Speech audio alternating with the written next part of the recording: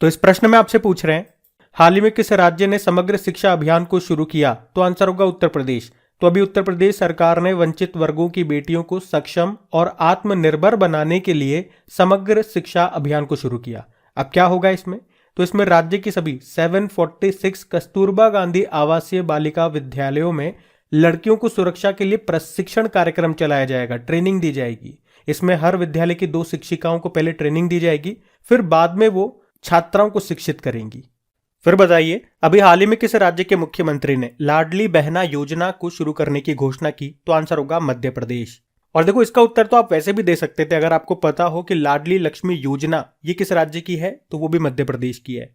तो अभी उसी के तर्ज पर मध्य प्रदेश के मुख्यमंत्री शिवराज सिंह चौहान ने सीहोर जिले के बुधनी से लाडली बहना योजना को शुरू करने की घोषणा की है। क्या होगा इसमें? इसमें निम्न और मध्यम वर्ग की गरीब महिलाओं को 1000 रुपए प्रति महीना दिया जाएगा। तो सुन ले मेरी बहना, मिलेगा हर महीना 1000 रुपया मिलेगा बाबा। अच्छा, इसी तरह से अगर मैं आपसे पूछूं, बताओ अभी किस राज्य सरकार ने सहर्ष विशेष शिक्षा कार्यक्रम शुरू किया? तो आंसर होगा त्रिपुरा ने। अभी भारत ने किस देश के साथ मिलकर के युवा पेशेवर योजना शुरू की? तो आंसर होगा यूके। और बताओ अभी किस मंत्रालय ने पढ़ो प्रदेश योजना को बंद कर दिया? तो आंसर होगा अल्पसंख्यक मामलों के मंत्रालय। और इस योजना को किस बैंक के माध्यम से चलाया जा रहा था? कैनरा बैंक। ये भी याद रखना। अगर आपसे पूछा जाए कि अभी प्रधानमंत्री जी ने विकासशील देशों को चिकित्सा आपूर्ति प्रदान करने के लिए कौन सी परियोजना की घोषणा की? तो आंसर होगा आरोग्य मैत्री। और बताओ अभी मुख्यमंत्री आवासीय भूमि अधिकार योजना किसने शुरू की? मध्य प्रदेश ने। और आपको याद हो तो प्रधानमंत्री जी ने प्रधानमंत्री श्री योजना को शुरू किया था शिक्षा दिवस के मौके पर, यानी कि 5 सितंबर 2022 को, जिसका उद्देश्य क्या है? स्कूलों का इंफ्रास्ट्रक्चर डेवलपमेंट करना। और हमने पढ़ा था कि खाद्य सुरक्षा योजना का नाम बदल के प्रधानमंत्री गरीब कल्याण अन्न योजना कर दिया गया। तो ये भी पॉइंट्स याद रखना, बढ़ते हैं आगे। चलिए फिर बताइए, हाल ही में किस राज्य ने अभी मिशन ड्रग्स फ्री देवभूमि अभियान को शुरू किया? तो देवभूमि से ही आपको पता लग जाएगा, इसका उत्तर होगा उत्तराखंड। तो अभी उत्तराखंड के जो मुख्यमंत्री हैं कौन? पुष्कर सिंह धामी। उन्होंने जिला कारागार देहरादून में मिशन ड्रग्स फ्री देवभूमि की शुरुआत की है। इस दौरान उन्होंने पुलिस अफसरों को ड्रग्स माफियाओं के खिलाफ सख्त कार्रवाई करने के निर्देश दिए और युवाओं से राज्य को ड्रग्स फ्री बनाने का संकल्प लेने की अपील की। मुख्यमंत्री जी ने कहा कि 2025 तक उत्तराखंड को ड्रग्स फ्री प्रदेश बनाना होगा। अच्छा, एक इंपॉर्टेंट प्रश्न आपको करंट अफेयर्स का यहां से याद आएगा। अभी drug controller general of India कौन बने? हमने पढ़ा था एक आध दिन पहले, हमने पढ़ा था, अभी करंट अफेयर्स का प्रश्न है, डॉक्टर राजीव सिंह रघुवंशी। अच्छा, अगर मैं आपसे पूछूं कि अभी सीबीआई ने ड्रग नेटवर्क को खत्म करने के लिए एक ऑपरेशन शुरू किया था, आप में से कोई नाम बता सकता है? तो आंसर होगा ऑपरेशन गरुड़। चलो एक और प्रश्न का उत्तर दो। अभी मादक पदार्थों के तस्करों से जुड़ा भारत का पहला पोर्टल लॉन्च हुआ था, उसका नाम बताओ, पोर्टल का क्या है? तो आंसर होगा निदान, मतलब हो गया national integrated database on arrested. मतलब इस पोर्टल से कोई भी एजेंसी देश के किसी भी हिस्से से मादक पदार्थों की तस्करी से जुड़े किसी भी अपराधी का इतिहास हासिल कर सकती है। और आप साथ के साथ नोटिस करना, जो भी प्रश्न मैं आपसे पूछ रहा हूं ज्यादातर वो करंट अफेयर से संबंधित होंगे या स्टैटिक प्रश्न होंगे। अगर आप हमारे पुराने स्टूडेंट्स हैं, डेली करंट अफेयर्स का लेक्चर देखते हैं, तो इसमें से कई प्रश्नों के उत्तर आप आराम से दे पाएंगे, क्योंकि हम बार बार इनका रिवीजन करते हैं। लेकिन अगर पहली बार वीडियो को देख रहे हैं तो खुद से एनालिसिस करना, क्या इन प्रश्नों के उत्तर आप दे पा रहे हो? नहीं दे पा रहे हो मतलब समझ रहे हो आप पुराना जो आपने पढ़ा है वो सब भूल रहे हो, और पुराना पढ़ा भूल रहे हो मतलब जो भी आपने पढ़ा था, जो भी आपने समय लगाया वो सब बेकार हो गया। इसीलिए कहता हूं रिवीजन बहुत ज्यादा इंपॉर्टेंट है। तो आप डेली ईमानदारी से आपको करंट अफेयर्स का वीडियो देखना है, ताकि ये सारी चीजें आपकी रिवाइज होती रहे। आधी चीजें तो मैं आपकी करंट अफेयर्स वाले लेक्चर में रिवाइज करा दूंगा। और उत्तराखंड से ही आपको याद आएगा, अभी गणतंत्र दिवस परेड की सर्वश्रेष्ठ झांकी चुना गया है उत्तराखंड की मानस खंड झांकी को। तो ये सारे पॉइंट्स याद रखना, बढ़ते हैं।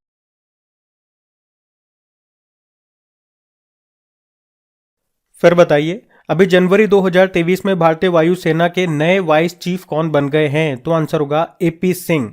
तो अभी एयर मार्शल एपी सिंह को भारतीय वायुसेना का नया वाइस चीफ बनाया गया है। और वे किनका स्थान लेंगे? एयर मार्शल संदीप सिंह का स्थान लेंगे। वैसे आप जानते हो हमारे एयर चीफ मार्शल कौन है? विवेक राम चौधरी हैं, और एयरफोर्स डे 8 अक्टूबर को होता है। नेवल चीफ हमारे आर हरि कुमार हैं, और नौसेना दिवस 4 दिसंबर को होता है। आर्मी चीफ मनोज पांडे हैं, और आर्मी डे 15 जनवरी को होता है। अभी दूसरे नंबर के CDS chief of defence staff बने थे अनिल चौहान। और अभी हमारे उपराष्ट्र सुरक्षा सलाहकार डेप्यूटी नेशनल सिक्योरिटी एडवाइजर बने थे पंकज कुमार सिंह। वैसे नेशनल सिक्योरिटी एडवाइजर कौन है? अजित डोभाल।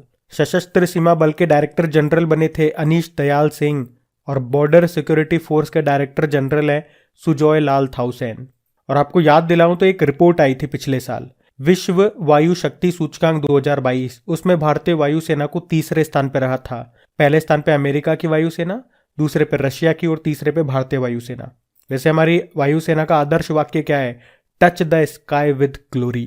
याद रखना, बढ़ते आगे। फिर बताइए, हाल ही में गुजरात मैरीटाइम क्लस्टर के पहले सीईओ किसे नियुक्त किया गया? तो आंसर होगा माधवेंद्र सिंह को। तो अभी गुजरात पोर्ट्स इंफ्रास्ट्रक्चर कंपनी ने माधवेंद्र सिंह को गुजरात मैरीटाइम क्लस्टर का पहला सीईओ बनाया है। बाकी आप जानते हो, प्रवीण शर्मा राष्ट्रीय स्वास्थ्य प्राधिकरण नेशनल हेल्थ अथॉरिटी के ये डायरेक्टर बने थे। शांति कुमारी तेलंगाना की पहली महिला मुख्य सचिव बनी है। और संतोष कुमार यादव ये national highways authority of India के अध्यक्ष बने थे। ये नाम न्यूज में थे, याद रखना, बढ़ते हैं आगे। फिर आपको बताना है, अभी जनवरी 2023 में किसे प्यूमा इंडिया का ब्रांड एम्बेसडर बनाया गया? तो आंसर होगा हरमनप्रीत कौर को।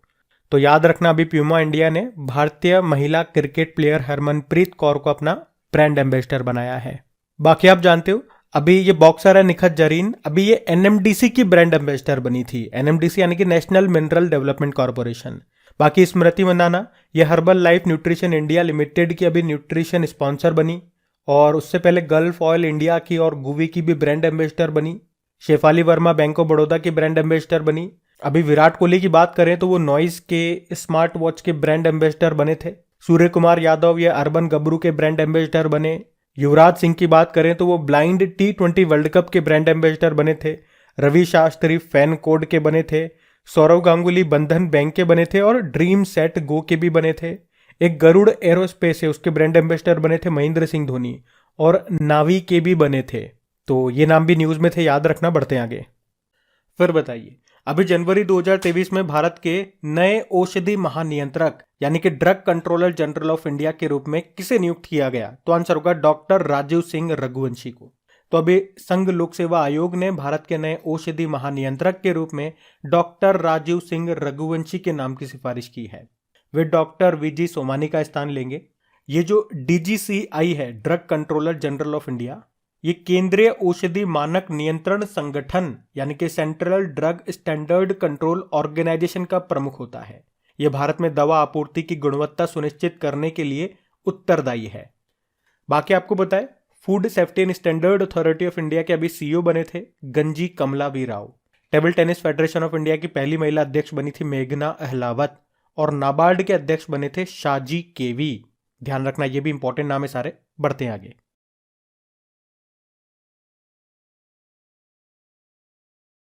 तो इस प्रश्न में आपसे पूछ रहे हैं कि बजट 2023 के अनुसार व्यक्तिगत करदाताओं के लिए छूट की सीमा 5 लाख रुपए से बढ़ाकर कितने रुपए प्रति वर्ष कर दी गई? तो उत्तर होगा 7 लाख रुपए। आपको पता है, हमारी वित्त मंत्री निर्मला सीतारमण जी ने अभी लगातार 5वीं बार बजट पेश किया। और आप यूं भी कह सकते हो कि लगातार 5वीं बार बजट पेश करने वाली वो छठी वित्त मंत्री रही। अच्छा, एक प्रश्न याद रखना, भारतीय बजट व्यवस्था का जनक किसे कहा जाता है? तो आंसर होगा जेम्स विल्सन को। 1860 में प्रस्तुत किया था। भारत का पहला बजट इन्होंने पेश किया था। लेकिन अगर प्रश्न आपसे पूछा जाए कि स्वतंत्र भारत का पहला बजट किसने प्रस्तुत किया था? RK शनमुगम चेट्टी ने। कब? 1947। अब यहाँ पे एक अच्छा प्रश्न बनता है और एग्जामिनर यहीं पे आपको घुमा सकता है। अगर एग्जामिनर पूछे कि गणतंत्र भारत का पहला बजट किसने पेश किया था, देखो अभी हमने क्या पढ़ा, स्वतंत्र भारत का पहला बजट कब आया था? 1947 में आया होगा। और गणतंत्र भारत रिपब्लिक इंडिया का जो पहला बजट है वो 1950 में आया था। तो उस वक्त हमारे वित्त मंत्री थे जॉन मथाई, उन्होंने पेश किया था।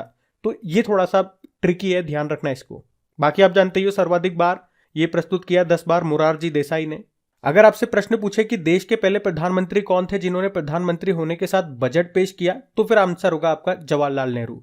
उस समय वित्त मंत्रालय भी उन्हीं के पास था। वैसे तो 3 लोग हैं जिन्होंने प्रधानमंत्री रहते हुए बजट पेश किया, जवाहरलाल नेहरू, राजीव गांधी और इंदिरा गांधी। पहली महिला पूछेंगे तो फिर इंदिरा गांधी आंसर होगा। और अगर प्रश्न आपसे पूछा जाए कि पहली बार संसद में पेपरलेस बजट कब पास किया गया था, तो आंसर होगा 2021 में। अच्छा देखो, यहां पे आपके फायदे के लिए मैं एक काम करूंगा, इनकी क्विज बना दूंगा आपकी क्रिक एग्जाम एप्लीकेशन, जैसे वहां पे आपने देखी होगी कॉमनवेल्थ गेम्स की मैंने बनाई है, नोबेल प्राइज, आईपीएल वगैरह, इनकी क्विज बना करके रख दिए, ताकि आप जब भी समय आपके पास हो, जब भी आपको रिवीजन करना हो, तो आप वहां जाकर के उनका रिवीजन कर लो और फटाफट से आपका टॉपिक तैयार हो जाए। वैसे ही इनकी क्विज में बना दूंगा और उसमें भी 2 सेक्शन डाल दूंगा, जहां पे इस तरह के स्टैटिक प्रश्न होंगे बजट से रिलेटेड, और दूसरे सेक्शन में इस साल के जो भी बजट से इंपॉर्टेंट प्रश्न बनेंगे वो वहां पे डाल दूंगा, जिसको जब भी प्रैक्टिस करनी हो, रिवीजन करना हो, वहां जाकर के कर लेगा। बाकी डेली करंट अफेयर्स वाली क्लास में एक एक पॉइंट में आपको रिवाइज कराता रहूंगा, ताकि धीरे धीरे चीजें हमें याद हो जाए। तो प्रश्न पे आते हैं अभी हम। तो बजट 2023 के अनुसार व्यक्तिगत करदाताओं के लिए टैक्स में छूट, टैक्स रिबेट की जो लिमिट है वो 5 लाख रुपए से बढ़ा करके 6 लाख रुपए कर दी गई है। इसका मतलब क्या हो गया, मतलब समझो आप सीधी। इसका मतलब ये हो गया कि अगर 7 लाख रुपए पर ईयर आपकी इनकम है तो आपको टैक्स नहीं देना पड़ेगा। पहले ये लिमिट 5 लाख रुपए थी, लेकिन अगर आपकी इनकम 7 लाख रुपए से ज्यादा है तो फिर आपको टैक्स देना पड़ेगा। और टैक्स किस प्रकार देना पड़ेगा उसके लिए हमें देखना होगा जो हमारा नया टैक्स स्लैब आया है उसको। वो क्या कहता है, वो ये कहता है कि 0 से लेके 3 लाख रुपए तक तो कोई भी टैक्स नहीं है। पहले ये सीमा 2.5 लाख रुपए थी। मैंने यहाँ पे स्क्रीन पे पुराने वाली भी टैक्स स्लैब की वो लगा दी है, ताकि आप अंतर देख सको, देखना चाहो तो। हमने क्या कहा, अभी नई वाली स्लैब में बात कर रहे हैं, तो 0 से लेके 3 लाख तक कोई टैक्स नहीं देना। उसके बाद 3 लाख रुपए से 6 लाख रुपए तक में आपको 5% टैक्स लगेगा। 6 लाख से 9 लाख वाले स्लैब में 10%, 9 लाख से 12 लाख में 15%, और 12 से 15 में 20%, और 15 से ही ऊपर है तो फिर 30% टैक्स लगेगा। अब इसमें 2 पॉइंट आप ध्यान रख लो। आप पुराना वाला यहाँ पे टैक्स स्लैब देखोगे और नया वाला टैक्स स्लैब देखोगे, तो पुराने वाले में आप काउंट करोगे तो यहाँ पे 6 स्लैब हैं, तो अभी 6 से घटा के उसे 5 स्लैब कर दिया गया। अब आप पूछोगे कि क्या हटा दिया, तो 25% वाला स्लैब गायब कर दिया। तो ये थोड़ा सा ध्यान रखना। इसके अलावा बजट में 7 प्राथमिकताओं की भी घोषणा की गई है, जिन्हें सप्त ऋषि कहा गया है। वो कौन कौन सी हैं? एक है समावेशी विकास, यानी कि इंक्लूसिव डेवलपमेंट होना चाहिए। एक है अंतिम छोर तक पहुंच, यानी कि लास्ट माइल कनेक्टिविटी। अगर कोई भी योजना आ रही है तो अंतिम व्यक्ति तक उसका लाभ पहुंचना चाहिए। एक है बुनियादी ढांचा और निवेश, इंफ्रास्ट्रक्चर और इन्वेस्टमेंट। एक है क्षमता को उजागर करना। एक है हरित विकास। एक है युवा शक्ति, और एक है वित्तीय क्षेत्र। इसके अलावा कुछ योजनाएं भी शुरू करने के ऐलान किया गया है, जैसे कि मिष्टी योजना, अमृत धरोहर योजना, प्रधानमंत्री प्रणाम योजना, गोवर्धन योजना, और पहली बार ही महिला सम्मान बचत पत्र योजना भी शुरू करने का ऐलान किया गया है। तो ये भी आप थोड़ा सा ध्यान रखना। बाकी क्विज का मैंने आपको आज बोल दिया है, 2-3 दिन में मैं पूरी क्विज बना करके वहां पे डाल दूंगा। आप आराम से जब भी चाहो, जब भी टेस्ट लगाते रहना, प्रैक्टिस करते रहना। बाकी डेली करंट अफेयर्स वाली क्लास में 1-1, 2-2 पॉइंट में आपको डेली रिवाइज कराता रहूंगा। अभी हम बढ़ते आगे। फिर बताइए, अभी आर्थिक सर्वेक्षण 2022-23 के अनुसार वर्ष 2023-24 में भारत की आर्थिक विकास दर कितनी अनुमानित की गई है? तो आंसर होगा 6.5%। अच्छा, आर्थिक सर्वेक्षण यानी कि इकोनॉमिक सर्वे, ये वित्त मंत्रालय के द्वारा जारी एक वार्षिक दस्तावेज है। मतलब देखो, आपको पता है जो बजट है ये हमें क्या बताता है कि अगले 1 साल में ये होगा, और जो इकोनॉमिक सर्वे है ये बताता है कि हमने पिछले 1 साल में क्या क्या किया। हमारी सरकार का रिपोर्ट कार्ड आप कह सकते हो। आपको बता दूं कि भारत का पहला आर्थिक सर्वेक्षण वर्ष 1950-51 में आया था। फिर इसे 1964 तक बजट के साथ ही पेश किया गया। मतलब एक ही दिन बजट आता था और आर्थिक सर्वेक्षण भी एक ही दिन होता था। फिर 1964 से इसे बजट से अलग कर दिया गया। तब से ये बजट से एक दिन पहले आता है। और इसे तैयार कौन करता है? मुख्य आर्थिक सलाहकार, उनकी देखरेख में इसे तैयार किया जाता है। वैसे हमारे वर्तमान में मुख्य आर्थिक सलाहकार कौन है? चीफ इकोनॉमिक एडवाइजर वी अनंत नागेश्वरन है, और इसे पेश करता है वित्त मंत्रालय। अब जैसा कि मैंने आपको बताया, बजट में तो सिर्फ बातें होती है कि हम ये कर देंगे, हम फलाना कर देंगे, हम ढीकड़ा कर देंगे, पर इकोनॉमिक सर्वे सटीक डेटा बताता है कि इधर आ भैया, ये देख तूने क्या क्या किया। तो इसमें बताया गया कि आर्थिक विकास दर 2021-22 में कितनी रही थी? 8.7%। 2022-23 में कितने रहने का अनुमान लगाया? 7%। और 2023-24 में 6.5% रहने का अनुमान लगाया। और याद रखना, वर्ष 2023 में भारत दुनिया भर में सबसे तेजी से बढ़ने वाली अर्थव्यवस्था है, और अर्थव्यवस्था के मामले में भारत 5वें स्थान पर है। बाकी राजकोषीय घाटे की बात करेंगे, यानी कि फिस्कल डेफिसिट, तो 2022-23 में इसे बताया है 6.4% रहेगी। बाकी मुद्रास्फीति की बात करेंगे, यानी कि इन्फ्लेशन की 2022-23 के रेस्पेक्ट में बात कर रहे हैं, तो इसमें उपभोक्ता मूल्य सूचकांक की बात करते हैं कंज्यूमर प्राइस इंडेक्स CPI जिसे आप बोलते हो, ये कितना रहने का अनुमान लगाया? 6.8%। जबकि होलसेल प्राइस इंडेक्स की बात करेंगे जिसे WPI बोलते हो शॉर्ट में, वो 11.5% रहने का अनुमान लगाया। जबकि अगर बात करें विदेशी मुद्रा भंडार की, यानी कि फॉरेन एक्सचेंज रिजर्व की, कितना है? तो $563 बिलियन है। जबकि ये 2021-22 में कितना था? $607 बिलियन था। तो आर्थिक सर्वेक्षण से ये कुछ इंपॉर्टेंट पॉइंट्स थे, ये कुछ इंपॉर्टेंट डेटा था, ये मैंने आपको बता दिया, इसको ध्यान रखना। अच्छा, 2022 में एक रिपोर्ट आई थी हमारे पास, भारत वन सर्वेक्षण रिपोर्ट। उसमें 3 पॉइंट मैंने आपको याद करवाए थे। अगर वनों की, फॉरेस्ट की क्षेत्रफल की दृष्टि से आओगे तो सबसे ज्यादा आपको मिलेंगे मध्य प्रदेश में और सबसे कम मिलेंगे हरियाणा में। वहीं प्रतिशत वाइज अगर आप देखोगे तो वो सबसे ज्यादा आपको मिलेंगे मिजोरम में, सबसे कम मिलेंगे हरियाणा में। और अगर आप देखोगे वनों की सबसे ज्यादा वृद्धि कहां पे हुई, तो आंसर होगा आंध्र प्रदेश में। ये डेटा भी ध्यान रखना। अभी हम बढ़ते हैं आगे। चलिए फिर बताइए, शिक्षा मंत्रालय के द्वारा जारी उच्च शिक्षा पर अखिल भारतीय सर्वेक्षण 2020-21 के अनुसार सबसे ज्यादा कॉलेज किस राज्य में है? तो आंसर होगा उत्तर प्रदेश में। तो अभी हमारे शिक्षा मंत्री कौन है? हमारे धर्मेंद्र प्रधान है। तो अभी शिक्षा मंत्रालय ने all India survey on higher education 2020-21 नाम से एक रिपोर्ट को जारी किया। ये इसका 11वां वार्षिक सर्वेक्षण था। इस रिपोर्ट में बताया कि देश में सबसे ज्यादा कॉलेज उत्तर प्रदेश में है, दूसरे नंबर पे महाराष्ट्र और तीसरे नंबर पे कर्नाटक है। और अगर बात करें 2020-21 में उच्च शिक्षा यानी कि हायर एजुकेशन में छात्रों का नामांकन, एनरोलमेंट में कितनी वृद्धि देखी गई देश में 2019-20 के मुकाबले, तो आंसर होगा 7.5% ज्यादा नामांकन देखे गए। और अगर राज्य वाइज पूछेंगे सबसे ज्यादा नामांकन के मामले में कौन सा राज्य टॉप पर रहा, तो भी आंसर होगा उत्तर प्रदेश। तो ये भी डेटा याद रखना। बढ़ते हैं आगे। चलिए फिर बताइए, अभी भारत में MSME सामानों का सबसे बड़ा खरीदार कौन बना है? तो आंसर होगा रक्षा मंत्रालय। तो अभी गवर्नमेंट ई-मार्केट प्लेस ने बताया कि 2022 में रक्षा मंत्रालय ने MSME विक्रेताओं से सबसे अधिक खरीद की है। ये 2021 में की गई खरीद से 250% ज्यादा है। और राज्यों में अगर बात करोगे तो उत्तर प्रदेश ने सबसे ज्यादा खरीद की है। वैसे आपको बता दूं 2016 में गवर्नमेंट ई-मार्केट प्लेस पहली बार लॉन्च किया गया था, तो तब से आप देखोगे तो इसके कारोबार में 17 गुना वृद्धि हुई है। ये क्या है? ये एक ऑनलाइन प्लेटफॉर्म है जिसका इस्तेमाल वस्तुओं और सेवाओं के ऑनलाइन खरीद के लिए किया जाता है। इसका मुख्य उद्देश्य क्या था इसको लॉन्च करने का? सरकारी खरीद प्रक्रिया में पारदर्शिता लाना, ट्रांसपेरेंसी लाना। और इसका नोडल मंत्रालय है वाणिज्य व उद्योग मंत्रालय, जिसके मंत्री है पीयूष गोयल। वैसे MSME की बात करें तो इसका फुल फॉर्म होता है माइक्रो स्मॉल मीडियम एंटरप्राइजेस, और इसके मंत्री हैं नारायण रण। इसके लिए हम एक दिन भी मनाते हैं, MSME डे, 27 जून को मनाते हैं। आपको कुछ रिवाइज कर रहा हूं यहां से। तो अभी MSME मंत्रालय ने महिलाओं के लिए समर्थ नाम से एक अभियान शुरू किया था, और MSME मंत्रालय ने ही संभव नाम से एक जागरूकता कार्यक्रम भी शुरू किया था। और अभी MSME मंत्रालय ने ही विश्व बैंक की सहायता से रैंप योजना को भी शुरू किया था। यहाँ पे रैंप का फुल फॉर्म पूछ सकते हैं, raising and accelerating MSME performance. फिर बताइए, अभी हाल ही में ओडेसा को यूनेस्को की विश्व धरोहर सूची में शामिल किया गया है। ये किस देश में है? तो आंसर होगा यूक्रेन। तो अभी यूक्रेन के ऐतिहासिक काला सागर बंदरगाह शहर ओडेसा को अपनी विश्व धरोहर स्थलों की सूची में शामिल करने की घोषणा की गई है यूनेस्को के द्वारा। अच्छा, ऐसा करने से फायदा क्या होगा? तो ओडेसा की सांस्कृतिक धरोहर को सुरक्षित करने में सहायता मिलेगी।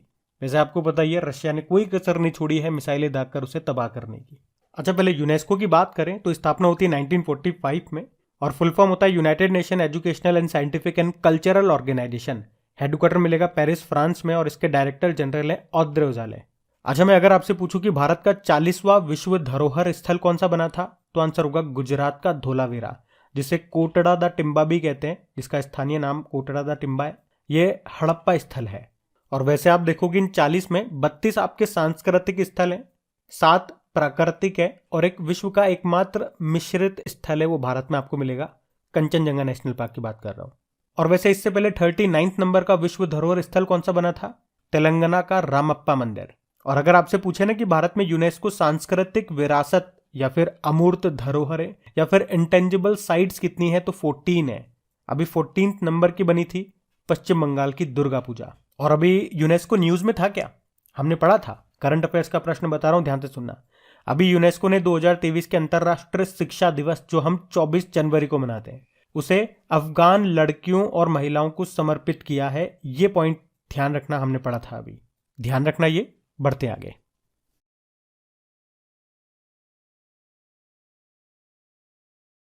फिर आपसे पूछ रहे हैं, अभी हाल ही में इंडियन ऑयल कॉरपोरेशन के द्वारा पहली बार एविएशन गैस का निर्यात ये किसे किया गया? तो आंसर होगा पापुआ न्यू गिनी को। तो भाइयों, हमारा देश बदल रहा है, क्योंकि तेल खरीदने वाला देश अब तेल बेच रहा है। हमारा देश बदल रहा है। तो अभी ऐसा क्या हुआ? तो अभी इंडियन ऑयल कॉरपोरेशन ने विमान ईंधन का निर्यात शुरू कर दिया, एक्सपोर्ट करना चालू कर दिया। तो ये मानव रहित विमानों और छोटे विमानों को ऊर्जा देने के लिए इस्तेमाल किया जाने वाला ईंधन है, जिसे ये एक्सपोर्ट कर रहा है। और किसे बेचा गया सबसे पहले? पापुआ न्यू गिनी को। पापुआ न्यू गिनी ये देश है। और कहां से पहली खेप भेजी गई है? तो मुंबई के जवाहरलाल नेहरू पोर्ट ट्रस्ट से।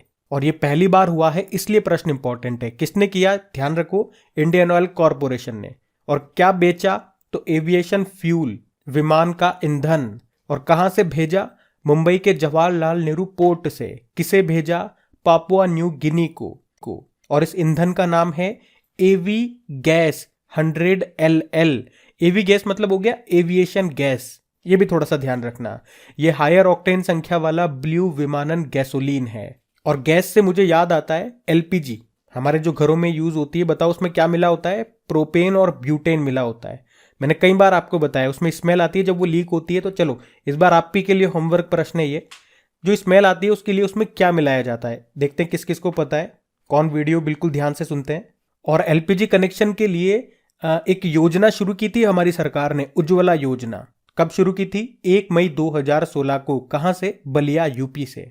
इसीलिए याद रखना 2022 से हमने उज्ज्वला दिवस भी मनाना शुरू किया 1 मई को ही। ये भी इंपॉर्टेंट प्रश्न है। अगर आपसे पूछे उज्ज्वला योजना 2.0 कब शुरू की गई? 10 अगस्त 2021 को। कहां से? महोबा, यूपी से।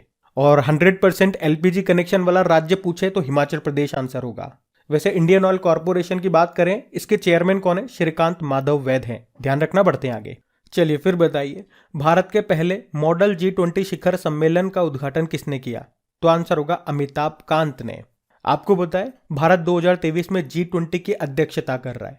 अब आप लोग फटाफट से मुझे कमेंट बॉक्स में छाप करके बताओ कि भारत के पास 2023 में और किसकी अध्यक्षता है। तो ये मॉडल G20 समिट का आयोजन भी पहली बार हुआ भारत में। और इसका उद्घाटन किसने किया? अरे कौन कर सकते हैं? जो भारत की तरफ से G20 के शेरपा हैं, वही। कौन है? अमिताभ कांत हैं। कहां पे हुआ ये? मुंबई में हुआ। और इसका आयोजन किया है Indian institute of democratic leadership ने। उद्देश्य क्या है? G20 की तरफ युवाओं को आकर्षित करना, बढ़ाना। G20 में बात करें तो 19 देश है और एक यूरोपियन यूनियन है। यूरोपियन यूनियन में खुद 27 देश शामिल हैं। और आप जानते हो 2022 में G20 की अध्यक्षता ये इंडोनेशिया के पास थी, इंडोनेशिया के बाली में हुई थी। और 2023 में भारत कर रहा है इसकी अध्यक्षता। और एक कौन से नंबर का है संस्करण? 18वां है। और इसकी थीम क्या है? वासुदेव कुटुंबकम, मतलब 1 अर्थ 1 फैमिली 1 फ्यूचर। ध्यान रखना ये। बढ़ते आगे। फिर बताइए, अभी हाल ही में एशिया का पहला फ्लोटिंग फेस्टिवल ये कहां पे शुरू हुआ? तो आंसर होगा मंदसौर में। मंदसौर कहाँ है? मध्य प्रदेश में। और यहीं पे एशिया के पहले फ्लोटिंग फेस्टिवल, जिसको नाम दिया गया गांधी सागर फ्लोटिंग फेस्टिवल 2023, इसका आयोजन किया गया। और इस अनोखे और अपनी तरह के पहले फ्लोटिंग फेस्टिवल में भूमि, वायु और जल आधारित कई तरह की गतिविधियां हुई। वैसे आप जानते हो गांधी सागर बांध कहां पर है? यहीं पर है, मध्य प्रदेश के मंदसौर में। किस नदी पर है? चंबल नदी पे। अच्छा, कुछ प्रश्न मैं आपसे पूछ रहा हूं, प्रश्न को सुनना और उत्तर देने की कोशिश करना। अगर आपसे पूछे कि अभी हाइड्रोजन से चलने वाली ट्रेन शुरू करने वाला एशिया का पहला देश कौन सा बना था? तो आंसर होगा चाइना। अगर आपसे पूछा जाए किस राज्य सरकार ने एशिया के पहले ड्रोन डिलीवरी हब का उद्घाटन किया था? तो आंसर होगा मेघालय। अगर आपसे पूछा जाए कि नाटो के साइबर डिफेंस ग्रुप में शामिल होने वाला पहला एशियाई देश कौन सा बना था? तो आंसर होगा साउथ कोरिया। अच्छा, लेकिन अगर आपसे पूछे कि दुनिया का सबसे बड़ा फ्लोटिंग सोलर पावर प्लांट ये कहां पे बनाया जा रहा है? मध्य प्रदेश के खंडवा जिले में, नर्मदा नदी पर, ओमकारेश्वर बांध पे। कैपेसिटी कितनी? 600 मेगावाट है। और अभी आपको याद होगा उत्तर भारत के सबसे बड़े फ्लोटिंग पावर प्लांट का उद्घाटन कहां पे किया गया था? चंडीगढ़ में। अच्छा, एक प्रश्न का उत्तर और दे जाओ। किस देश ने 2025 तक दुनिया के पहले फ्लोटिंग सिटी बनाने की घोषणा की है? तो भी आंसर होगा साउथ कोरिया। तो ये सारे इंपॉर्टेंट प्रश्न है, अभी लेटेस्ट करंट अफेयर्स में ही हमने पढ़ा, इनको ध्यान रखना। बढ़ते हैं आगे।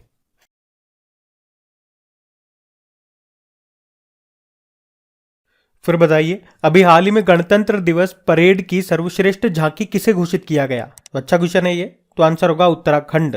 तो 2023 में हमने 74वां गणतंत्र दिवस मनाया और इसमें हमारे चीफ गेस्ट कौन थे? इजिप्ट के प्रेसिडेंट अब्दुल फतेह अल सीसी उनका नाम है, नाम भी याद रखना उनका। और इस बार उत्तराखंड की झांकी मानस खंड को सर्वश्रेष्ठ झांकी चुना गया है। सेकंड नंबर पे महाराष्ट्र की है और तीसरे नंबर पे उत्तर प्रदेश की झांकी है। अच्छा, इसके अलावा अगर आपसे पूछा जाता कि पॉपुलर चॉइस सेगमेंट में सर्वश्रेष्ठ झांकी किसे चुना गया, तो गुजरात की झांकी को चुना गया।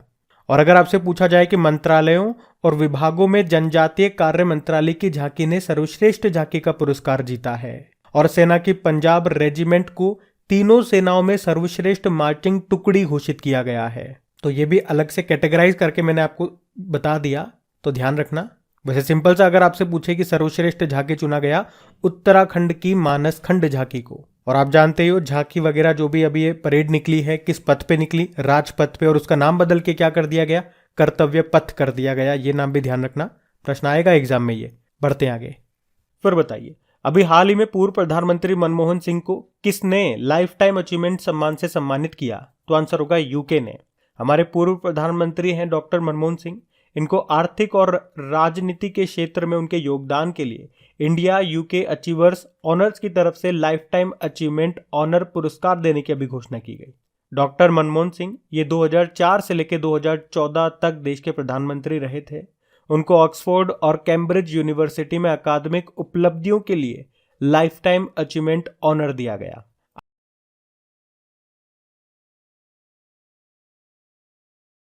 फिर बताइए, हाल ही में the poverty of political economy नाम की बुक को किसने लिखा? तो आंसर होगा मेघनाथ देसाई ने। तो भारत में जन्मे प्राकृतिक ब्रिटिश अर्थशास्त्री है मेघनाथ देसाई, जिन्होंने ये बुक लिखी है। इसका नाम है the poverty of political economy.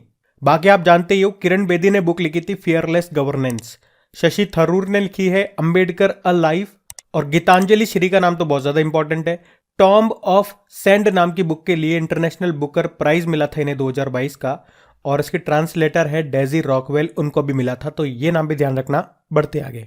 फिर बताइए, अभी हाल ही में द लास्ट हीरोज नाम की बुक को किसने लिखा? तो आंसर होगा पलागुम्मी साईनाथ ने।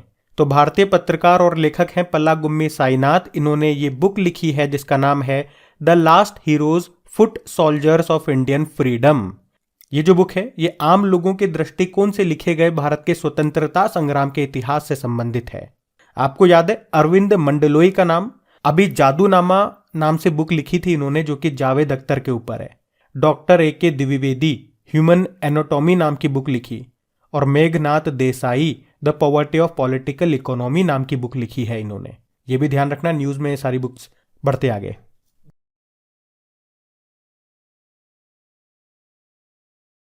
तो इस प्रश्न में आपसे पूछ रहे हैं, अभी हाल ही में आंध्र प्रदेश के जो मुख्यमंत्री हैं उन्होंने राज्य की नई राजधानी किसे बनाने की घोषणा की है? तो आंसर होगा विशाखापत्तनम को।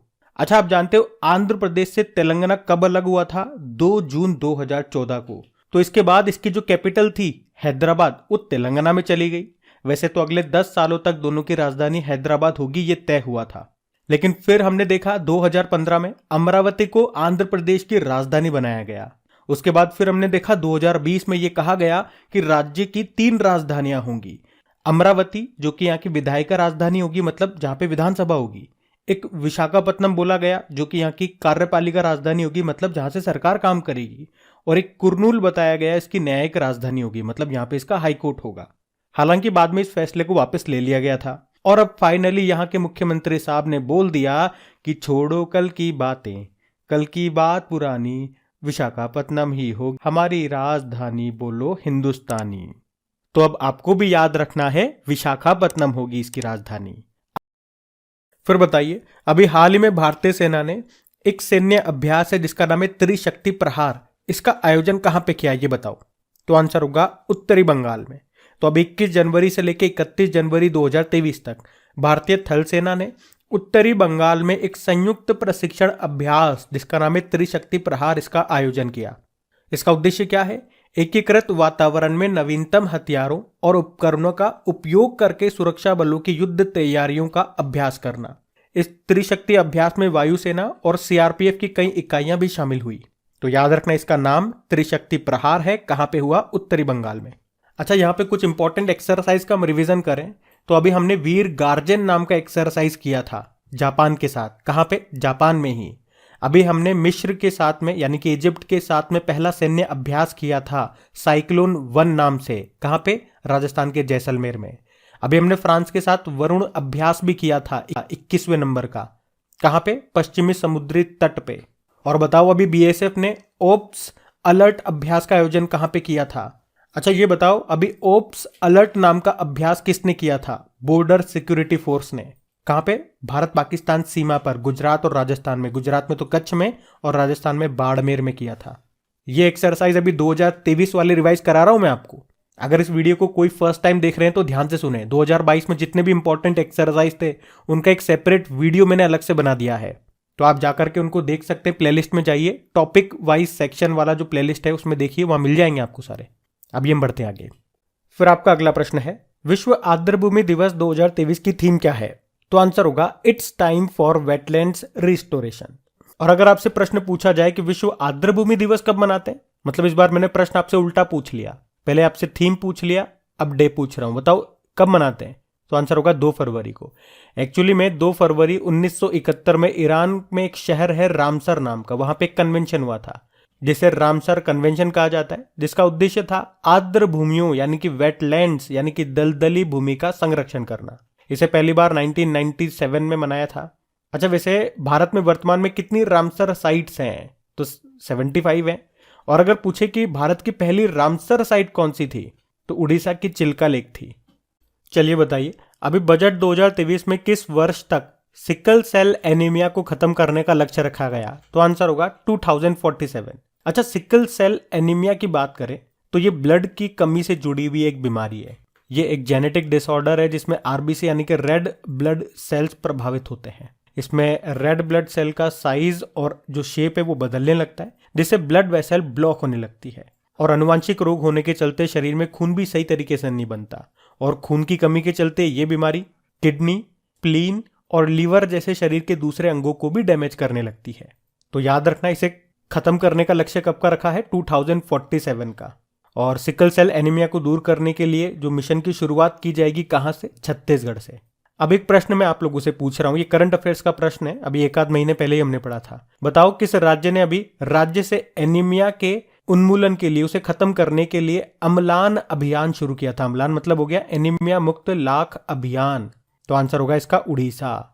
वैसे 2047 से आपको याद आएगा भारत का ऊर्जा स्वतंत्रता का लक्ष्य भी आपका 2047 ही है। और अगर पूछे कि भारत का नेट जीरो कार्बन एमिशन का लक्ष्य कब का है? 2070 का है। हमारा टीबी को खत्म करने का लक्ष्य कब का है? 2025 का है। और भी रेलवे ने जीरो कार्बन उत्सर्जन का लक्ष्य कब का रखा है? 2030 का रखा है।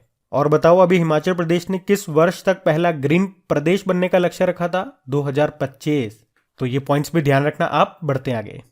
तो इस प्रश्न में आपसे पूछ रहे हैं अभी हाल में मध्य प्रदेश सरकार ने भोपाल के इस्लाम नगर गांव का नाम बदलकर क्या कर दिया है? तो आंसर होगा जगदीशपुर। तो अभी मध्य प्रदेश सरकार ने घोषणा की है कि भोपाल जिले में स्थित इस्लाम नगर गांव का नाम बदलकर जगदीशपुर कर दिया गया है।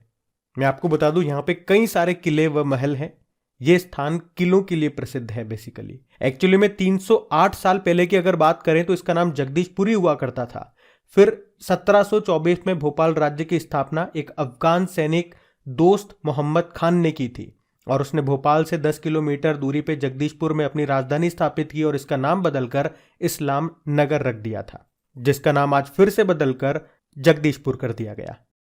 फिर बताइए राष्ट्र महिला आयोग की स्थापना किस वर्ष की गई? तो आंसर होगा 1992 में। तो राष्ट्र महिला आयोग यानी कि नेशनल कमीशन फॉर वुमेन, इसकी स्थापना 31 जनवरी 1992 में राष्ट्र महिला आयोग अधिनियम 1990 के तहत एक वैधानिक निकाय के रूप में की गई थी। इसका कार्य या इसका उद्देश्य क्या है कि भारत में महिलाओं के लिए कानूनी और संवैधानिक संशोधन करके महिलाओं के लिए समान और न्यायपूर्ण आजीविका स्थापित करने के लिए ही इसकी स्थापना की गई थी, इसका गठन किया गया था। वर्तमान में इसके अध्यक्ष हैं रेखा शर्मा, लेकिन इनसे ज्यादा इंपॉर्टेंट नाम है इसके पहले अध्यक्ष कौन थी, तो आंसर होगा जयंती पटनायक। क्यों इंपॉर्टेंट है? क्योंकि अभी हाल ही में इनका निधन भी हो गया। और अगर आपसे पूछा जाए कि इस बार 2023 में इसने अपना कौन सा स्थापना दिवस मनाया, तो बड़ा आसान है इसको याद रखना। इसकी स्थापना कब हुई थी? 31 जनवरी 1992 में। तो 31 से ही आपको याद आ जाएगा इस बार 31वां स्थापना दिवस मनाया। और इस बार कार्यक्रम की थीम रखी गई सशक्त नारी सशक्त Bharat, empowered women empowered India. तो ध्यान रखना, ये बढ़ते आगे। फिर बताइए, जो भारत है ये 2025 में किस देश के अंतर्राष्ट्रीय पुस्तक मेले में मुख्य देश के तौर पर आमंत्रित किया गया? तो आंसर होगा स्पेन। तो याद रखना, भारत को 2025 के मैड्रिड इंटरनेशनल बुक फेयर अंतर्राष्ट्रीय पुस्तक मेले में मुख्य देश के रूप में आमंत्रित किया गया है। और आपको याद होगा, अभी 46 नंबर का अंतर्राष्ट्रीय कोलकाता पुस्तक मेले का आयोजन हुआ था, उसमें थीम देश आपका स्पेन ही था।